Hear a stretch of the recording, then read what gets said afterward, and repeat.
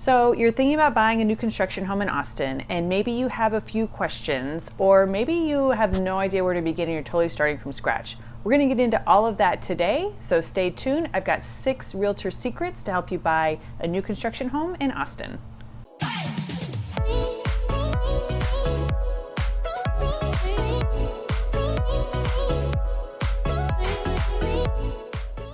I'm Tiffany Moore. I do videos every week about what it's like to live, work, play, and love your life in Austin, Texas. So if that is the information that you're looking for, go ahead and hit the subscribe button and ding that bell so you're notified every time I put out a new video. Today we are talking about new construction homes in Austin. I love new construction. It's so exciting. It's a lot of fun. I've got 2 buyers right now who are buying new construction in completely different areas of town, with builders on the total opposite ends of the spectrum. And it's just a lot of fun. So today we're going to be focusing on new construction homes in planned large communities with like pools, schools, parks, all that good stuff. It's a completely different process if you're buying new construction like a custom home or a one-off in a neighborhood. We're talking about big planned communities today. So I've got folks from all over the world who are moving to Austin, Texas, and they're reaching out to me to find their perfect home, and I absolutely love it. So if that is you, if you're thinking about moving out here, go ahead and give me a call, shoot me a text, send me an email, slide into my DMs, however you want to get in touch with me. I've got your back when you're moving to Austin. The first secret to buying a new construction home in Austin is use a realtor. So a lot of people think that when they go into the model home, they're talking to the sales rep, they can answer all of their questions, they know everything there is to know about the house, which is awesome because the sales rep works for the builder. They don't work for you. You should want to work with someone who is looking out for your best interests, what you want, and what's best for your family and for what you need. The representative for the builder, they work for the builder and they're looking out for the builder's best interests and what the builder needs. If possible, it's best to pick your realtor before you go and visit a model home. Usually when you get there, they're going to ask you to fill out your information on a little card or their sign-in sheet. That's where you indicate that you have a realtor, or you can just let the sales rep know. At least give them your realtor's name, and if you have a business card, that's even better. Go ahead and hand that over. Most builders are totally okay working with realtors, but they want to do it as early in the process as possible so they get all the lines of communication laid out in the beginning. What the builders don't like is if you're coming in like 3 or 4 times to pick your floor plan and then go to the design studio and pick out all your other options, and then 4 weeks before closing, all of a sudden you have a realtor. That's really frustrating for them. It's also not fun for the realtor to be brought into something towards the end. Usually it's because you've run into an issue or a problem that you need someone's help with. If the realtor's there from the beginning, they can help smooth a lot of issues over, explain things, set expectations, or negotiate with the builders to make things right and prevent blow-ups before they even happen. So if you do have a realtor, try and get them early on in the process before you go to the model homes, and make sure you connect everyone so the lines of communication are open the whole time. If you do stop into a model home and it turns out that is your dream home, you want to buy it, you're super excited, and then all of a sudden the sales rep tells you, you got to sign now. I got someone coming in at noon who's about to put down a deposit. If you want this house, you have to sign right away. Stop everything, give your realtor a call, and just take a breath. That's what they're there for, is to help you navigate all of this. Secret number 2 is that there's a really wide spectrum when it comes to prices and costs for new construction. So a lot of times you'll be driving down the road and you see a big billboard at the end of the road that says like, new home starting in the 300s, and you get super excited and you go into the model home and it's gorgeous, like it's amazing. Just so you know, the model home has like every upgrade you could possibly get because they want to put their best foot forward and show you this is how awesome your home could look. It also comes with an awesome price tag. So the homes may start at 300, but then once you pick out all the stuff that you actually want in the home, suddenly it's bumped up to like 400 and you're just like, what happened? I thought I was getting a house for 300. Where did this 400 come from? There's just a wide variety of different options that you can pick to make your home even better. So what are the things that go into the price and add up the final cost of the home? The base price of the home is basically just the floor plan. It's the standard floor plan that you get with no upgrades, no options, and no lot premium. It's basically, this is the design for the home, this is the bottom level, and here's the price for that. And that's usually the price that's advertised on the billboard. It's the bottom level, lowest cost home. So another cost, something that's gonna increase how much you pay for the home, is a lot premium. So you go into different neighborhoods and you see, oh, this one, is on a lake, that's gonna have a lot premium. something that backs up to the green belt. In Austin, we have a lot of trees and a lot of greenery. It's obviously preferable to have trees as your backyard neighbors instead of people. So that's going to be a lot premium. A lot of the new construction is going on in Texas Hill Country with a lot of views. So lots with views are definitely a higher premium than lots that have no views. So those are some of the things that are going to increase the cost of the house, not just the floor plan of it. So if you find a lot that you like, make sure you ask about the lot premium for that specific location. Another thing that makes costs go up are construction options. So these are different from cosmetic options, which are like colors and cabinets and stuff like that. We're going to talk about that in a minute, but construction options are where you see on a floor plan where this room is an office, or it can be upgraded to be a second owner's suite. So you may not need a second owner's suite right now, but maybe 5 or 6 years down the road, maybe mom has to move in with you, or your father-in-law has to move in with you. Those transformations are so much cheaper to do while the home is under construction than for you to renovate the house or to put an addition on when you realize that you do need these things 5 or 6 years down the road. So something to think about what those options are. If you do decide to take that upgrade, that's going to increase the cost of the house. So the other thing that can affect the cost is cosmetic options. This is the cabinet color, the countertops, the flooring, the paint, all that stuff that's usually like the most fun part of buying your house is when you get to customize it and really make it your own.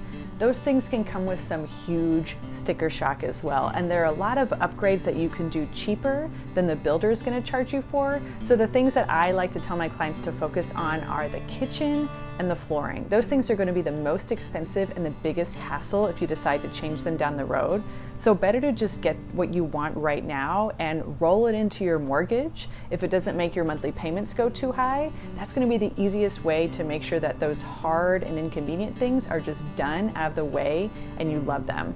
So every home builder is different as far as what cosmetic options they offer. For instance, my clients right now that are buying with D.R. Horton, they offer no options. D.R. Horton is really cost focused, and they plan their entire community down to the colors of the cabinets and the floors home by home. So when you buy this one house in D.R. Horton on this one lot, everything is predetermined. There's nothing that you get to pick out on your own, which is a pro for some people and a con for others. If you really want your house to be as custom as possible within this land community that's not technically a custom home, then D.R. Horton is not going to be the best option for you. But if you just want a really good home in a nice community, you couldn't care less about countertops, cabinet colors, D.R. Horton's a really good option, so definitely check them out. And I've got clients who are building in a completely different area of town, out in Hill Country, where they're probably going to be able to pick their countertops, their cabinets, the flooring. All of those things come at a cost, so you really have to figure out, is it worth it for me to just have someone else handle it, to just not have to deal with the inconvenience of it or the hassle, hiring contractors, selecting your options. You just pick something and someone else does it for you. And is the monthly payment okay if you roll that into your mortgage? So custom costs and cosmetic costs are definitely another option that can be huge if you decide to just go like buck wild and get everything, or you can limit it to the big things that are going to be more inconvenient and costly down the road. The third secret when you're buying a new construction home is negotiating with builders. So builders are not really that likely to negotiate on the cost of the home for a lot of different reasons. One of the biggest ones is, number one, in Austin and in most other areas in the country, we have a huge, crazy seller's market going on right now, which means that buyers are just like coming out of the woodwork because the mortgage rates are so low that sellers just cannot keep up. There's like zero housing inventory, there's no houses to pick from, and that also goes for new builds. All the construction that's going on in Austin, none of the new construction companies can keep up with the demand, and they are selling out of their homes at like record rates. So there really is no incentive for sellers to negotiate with you on price. Unfortunately, that's just the way it is. So what they are going to be more flexible on is credits. So instead of you asking for $10,000 off the house, instead, you can probably ask for $10,000 towards upgrades, like the crazy cosmetic options that we talked about, or the construction options, converting an office to a second owner's suite, or you may even be able to apply those towards closing costs, which we're going to talk about in a second. Not every builder is going to want to negotiate with you or give you credit.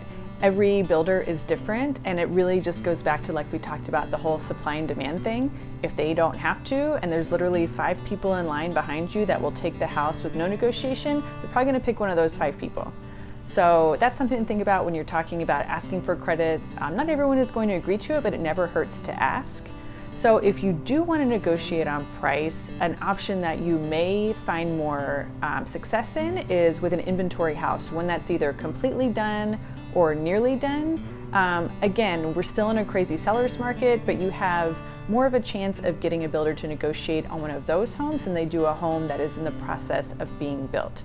If a home is done and it doesn't sell, the builder has to pay costs on it every day that it sits there and doesn't sell, is still waiting for someone to buy it. So it's in their best interest to get the home sold as soon as possible. And if that means they have to lose $5,000 or $10,000 to do it, then they might. Now, again, if you've got 10 people in line behind you who want to buy that house for the asking price, they're probably not going to negotiate with you on price, but you're definitely going to have a better opportunity to do that on a home that's either finished or almost finished than one where you're like right in the beginning of the construction process. Fourth realtor secret for buying a new construction home in Austin is closing costs. So every builder is different, but in most cases, new construction homes are going to have higher closing costs than you are going to have for a usual resale home. And the reason for that is that most of the closing costs that the seller pays for in a resale home, the builder just passes on to the buyer. So awesome for them. What they do to make up for that is offer you these awesome rebates to cover those costs. So it may look like they're giving you like $3,000 or $4,000 back at closing, which is like, oh sweet, we're going to be able to put that money in our pocket. It's really just making up for the fact that you wouldn't have had to pay for those costs if you were buying a resale home. So plan on spending about the same amount in closing costs, whether you buy resale or new construction, if you get those builder incentives for the closing costs. So usually the builder will give you the rebate for closing costs if you use their preferred lender. So what is the deal with the preferred lender? Should you use them? Most of the buyers that I work with for new construction do use the builder's preferred lender in order to get the rebate for closing costs. And they usually have pretty competitive interest rates. But you still want to do your homework and make sure that you're searching around and talking to at least a couple other lenders to make sure that the interest rate's competitive. Sometimes those lenders will be able to give you their own rebate for the closing costs, and you may be able to get a lower interest rate. So you still have to do your research. Just because the builder is offering you this rebate, don't automatically go with them. You may still be able to get that deal from a few other lenders. Fifth secret is inspections. Yes, you can and you should do inspections for new construction homes. There's actually 2 that I recommend for my buyers. The first one is done before the drywall goes up. You just want to get in there and make sure that the plumbing looks good, the wiring looks good, because once the walls go up, you can't see any of that stuff. No one's going to break them down for your inspector. Fortunately, that just doesn't happen. So that's important to do before the drywall goes up. And then after, the other inspection that you do is right before you close. And it's an inspection just like you would do for any resale. They're going to check and make sure that the water is the right temperature, there's no leaks anywhere, that the gassing is bonded, and that there are really no major safety hazards. That's what we're looking for when we're doing a home inspection. So once you have your inspection report, you hand it over to the builder and they add that to their punch list of things to knock out and correct before closing and before you move into your home. So everything works as it's supposed to when you do move in. So a lot of people don't do inspections on new construction because the builder usually offers like a really awesome home warranty, and that's great. Like that's a really cool perk that they offer, but it's so much easier to prevent an issue rather than to spend time and money cleaning it up.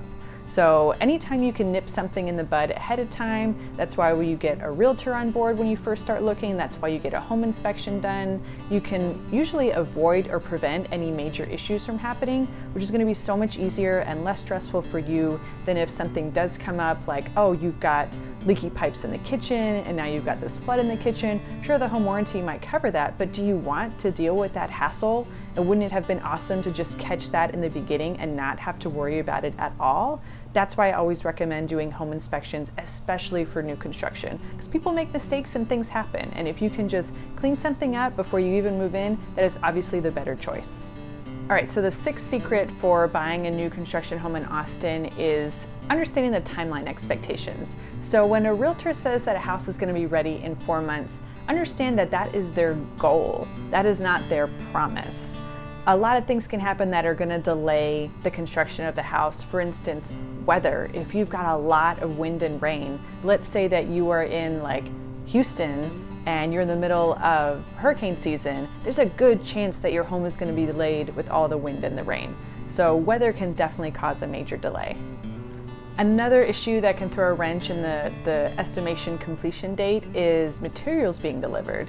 So in 2020, it's a crazy year right now, and whether you are in the industry of printing t-shirts or building houses, the materials that you need are on back order. That's just a fact, and there's nothing that the builders can do about it. So if they don't have the materials at hand, they can't build your house, and that's going to cause a delay.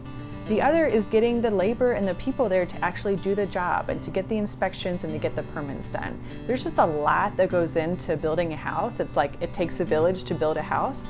It really does. So the estimated completion date, use that as like a ballpark figure. It definitely shouldn't be set in stone, and you shouldn't rely on that date concretely to plan a lot of other things in your life.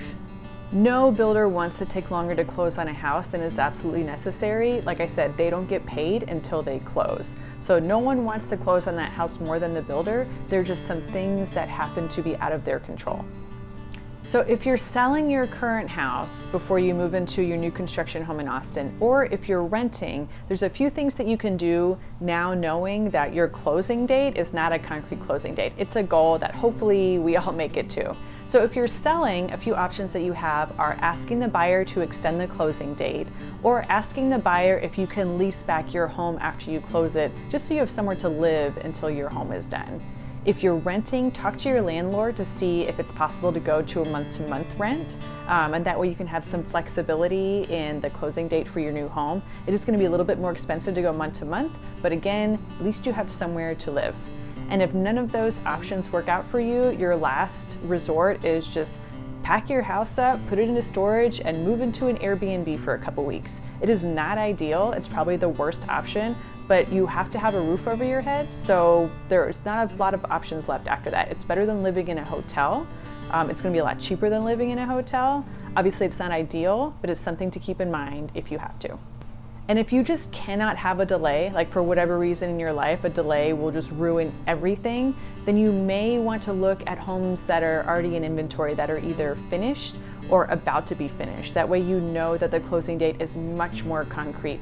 A home that's already done, you can close on that in 30 days. A home that's about to be done, you can still probably close on that in 30 days. What causes the delay in the closing for homes that are already done or about to be done, it's just the bank doing their paperwork. So look at the current inventory houses if you just absolutely cannot have any kind of delays whatsoever. So if you're thinking about moving into a new construction home in Austin, there are so many options for you. So many different areas of town, really cool neighborhoods. There's just a lot of really good stuff going on right now. But if planned communities and shiny countertops and bright windows and neighborhood pools and all that is just not your jam, then you've got to reach out to me. I'm going to get you into the right neighborhood, the right house, so you can start living the life that you love and that you're passionate about. But the only way that I can do that is you got to give me a call, shoot me a text, send me an email, slide into my DMs, however you want to get in touch with me. I'm going to get you in the right spot so you can start loving your life in Austin now. So you're going to start seeing a bunch of videos popping up everywhere. Go ahead and start watching those. They're going to tell you everything you need to know about the different communities here, how to buy a home here, what it's really like, cost of living, all that good stuff. Start watching those now, and I will see you later.